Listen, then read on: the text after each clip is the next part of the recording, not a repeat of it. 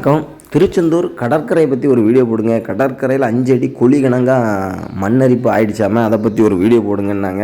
முருகனுடைய அருளால் கடற்கரையில் நல்ல மாற்றம் ஆயிருக்கு. அந்த இப்போ அவ்வளவு 5 அடி கணங்காக குழி கணங்காலாம் இல்லை.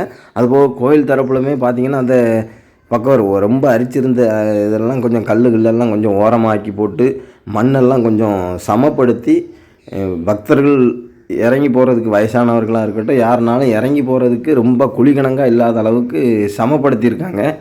கடலும் முருகனுடைய அருளால் தன்னைத்தானே சரிப்படுத்தியிருக்கு அப்படின்னு தான் சொல்லணும். ரொம்ப பயங்கரமான ஆபத்து பகுதிங்கிற அளவுக்கு இல்லாமல் ஓரளவு அந்த கோயில் வாசல்லேருந்து அப்படி படிக்கட்டு இறங்குதோம்ல அந்த பகுதியிலலாம் பார்த்திங்கன்னா முன்னாடி அதாவது ஜனவரி மாதத்துலலாம் ரொம்ப கடல் அரிப்பு ஏற்பட்டுருந்துச்சு.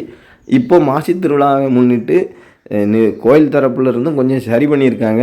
முருகனுடைய பேரருட் கருணையால் கடலுமே கொஞ்சம் இயல்பாக ஆகிருக்குது. அந்த அரிக்கக்கூடிய தன்மை குறைஞ்சிருக்குது அப்படின்னு தான் சொல்லணும்.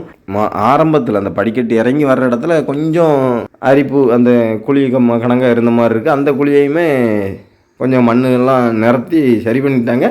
அதுக்கு அங்கே பார்த்திங்கன்னா எப்போவுமே அந்த கடல் நம்ம லேசாக ஒரு மேடு மாதிரி இருக்கும் இல்லையா, அது முன்னாடியே அப்படி தான் உண்டு. அந்த மாதிரி தான் இருக்குது. முருகப்பெருமானுடைய பேரருட் கருணையால் கடல் இயல்புக்கு திரும்பி இருக்குது. அதனால் தாராளமாக நல்லா அருமையாக குளிக்கலாம். நாங்கள் கடலில் காலெல்லாம் நனைச்சிட்டு சிறப்பாக சுவாமி தரிசனம் செஞ்சுட்டு வந்தோம்.